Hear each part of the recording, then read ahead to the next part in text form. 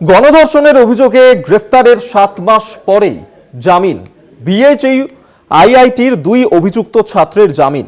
এলাহাবাদ হাইকোর্টে শর্ত সাপেক্ষে জামিন পেল ওই 2 ছাত্র। দেশে কড়া আইন রয়েছে শনিবারই বলেন প্রধানমন্ত্রী নরেন্দ্র মোদী। তারপরেই এই ঘটনা, যেখানে দেখা গেল যে গণধর্ষণের অভিযোগ ছিল, সেই গ্রেফতারের 7 মাস পরেই জামিন পেয়ে গেল বিএইচইউ আইআইটির 2 অভিযুক্ত ছাত্র। জামিন এলাহাবাদ হাইকোর্টে। ভাস্বতী দাস সহকর্মী আমাদের সঙ্গে এই মুহূর্তে টেলিফোনে রয়েছেন, আরো বিস্তারিত জানবো।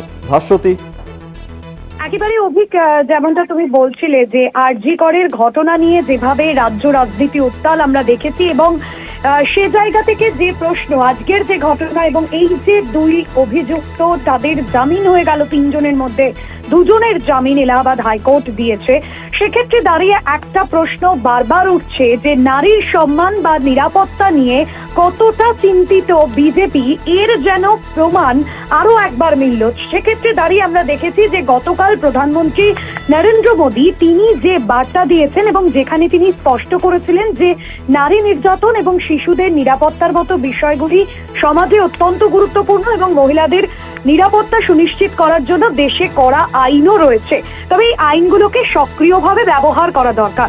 তাহলে প্রশ্ন উঠছে যোগী রাজ্যের ক্ষেত্রে তাহলে এই 2 অভিযুক্তের জামিন কেন হলো?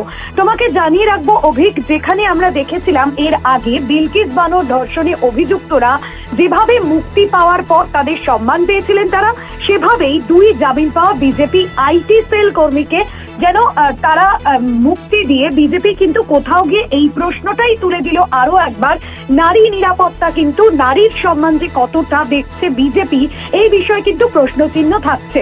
আমরা দেখেছিলাম অভিক, গত বছরের নভেম্বরের 1 তারিখে বিএইচইউ এর এক ছাত্রীকে গণধর্ষণের ঘটনা ঘটে, বিশ্ববিদ্যালয় ক্যাম্পাসের ভেতরে এই ঘটনা ঘটে এবং প্রায় 2 মাস পর ক্যাম্পাসে দোষীদের গ্রেফতারের দাবিতে আন্দোলন চালান পড়ুয়ারা। 2 মাস ধরে আন্দোলন চলে এবং 2 মাস পর দেখা যায় মূল অভিযুক্ত কুণাল পান্ডে, অভিষেক চৌহান এবং সক্ষম চৌহানকে গ্রেফতার করা। এবং গ্রেফতারের পর যে বিষয়টা সামনে আসে, যে পরিচয় সামনে আসে, যে 3 জনই বিজেপির আইটি সেলের পদাধিকারী।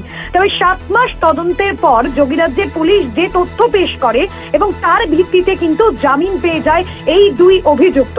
সেক্ষেত্রে দাঁড়িয়ে যে প্রশ্ন বারবার উঠছে যে বাংলায় চিকিৎসক ধর্ষণ খুনের ঘটনায় রাজ্যের প্রশাসন শুধু দোষীদের গ্রেফতারের প্রক্রিয়া দ্রুত করেনি, রাজ্য সরকার আইন আনতে চলেছে ধর্ষণের মতো অপরাধে সর্বোচ্চ শাস্তি যাতে প্রণয়ন করা যায়। এবং সেক্ষেত্রে আমরা দেখেছি অভিক যে মুখ্যমন্ত্রী মমতা বন্দ্যোপাধ্যায় তিনি কিন্তু প্রধানমন্ত্রীকে চিঠিও লিখেছেন 1 সপ্তাহ, এবং তারপর আমরা দেখেছিলাম যে 1 সপ্তাহের ব্যবধানে 2টো চিঠি পাঠানো হয়েছিল প্রধানমন্ত্রীকে, এবং যেখানে দাঁড়িয়ে তৃণমূলের second in command Abhishek Bandyopadhyay তিনিও বলেছিলেন যে কেন্দ্রকে কড়া আইন আনার জন্য চাপ দিতে হবে, এই বিষয়টা প্রত্যেকটা রাজ্যের সরকারকে করতে হবে।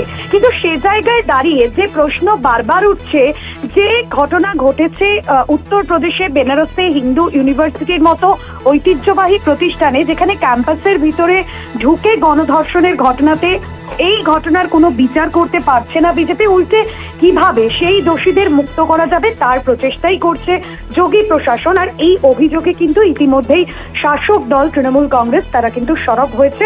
আমরা দেখলাম যে শনিবারই কিন্তু এলাহাবাদ হাইকোর্ট জামিন দিয়ে দেয় কুণাল পান্ডে, অভিষেক চৌহানকে, এবং সক্ষম প্যাটেলের জামিনের মামলার শুনানি রয়েছে 16ই সেপ্টেম্বর। এবং আদালতের এই রায়ের পরে কিন্তু তৃণমূলের তরফে যে দাবি এবং যে দাবি করা হচ্ছে, যেখানে অমিত নন্দপুর আইটি সেলের 3 জন কর্মী, যার মধ্যে 2 জন আইআইটি বিএইচইউর ছাত্রীর গণধর্ষণে অভিযুক্ত, তাদের শর্ত সাপেক্ষে জামিন দিয়েছে এলাহাবাদ হাইকোর্ট। অভিক, ধন্যবাদ তোমায়। ভাস্বতী দাস প্রতিনিধি আমাদের সঙ্গে টেলিফোনে ছিলেন। গতকাল প্রধানমন্ত্রী নরেন্দ্র মোদী, তাকে আমরা বলতে শুনেছিলাম তিনি নারী সুরক্ষা নিয়ে, শিশু সুরক্ষা নিয়ে কথা বলেছিলেন। দেশে কড়া আইন আছে এমনটাই বলেছিলেন প্রধানমন্ত্রী।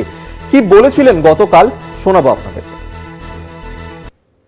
आज महिलाओं के खिलाफ अत्याचार, बच्चों की सुरक्षा समाज की एक गंभीर चिंता है। देश में महिलाओं की सुरक्षा के लिए कई कठोर कानून बने हैं। 2019 में सरकार ने फास्ट ट्रैक स्पेशल कोर्ट की स्थापना की योजना बनाई थी। इसके तहत अहम गवाहों के लिए डिपोजिशन सेंटर्स का प्रावधान है। इसमें भी डिस्ट्रिक्ट मॉनिटरिंग कमिटीज की भूमिका महत्वपूर्ण हो सकती है। इस कमेटी में डिस्ट्रिक्ट जज, डीएम और एसपी भी शामिल होते हैं।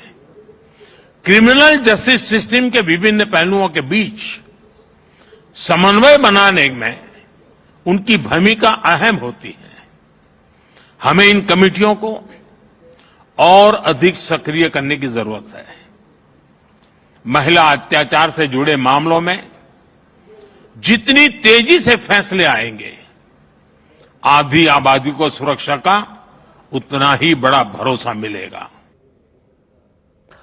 গতকালই প্রধানমন্ত্রী নরেন্দ্র মোদী তিনি যে কথা বলেছিলেন আপনাদেরকে শোনালাম, আর ঠিক তারপরেই আজকের এই ঘটনা, যেখানে এলাহাবাদ হাইকোর্ট শর্ত সাপেক্ষে জামিন দিয়েছে গণধর্ষণে অভিযুক্ত দুই ছাত্রকে। বিএইচইউ আইআইটির দুই ছাত্র, যাদের বিরুদ্ধে গত বছর যে গণধর্ষণের অভিযোগ উঠেছিল, সেই অভিযোগের তদন্ত চলছিল, কিন্তু গ্রেফতারের 7 মাস পরেই তারা জামিনে মুক্তি পেয়ে গেলেন।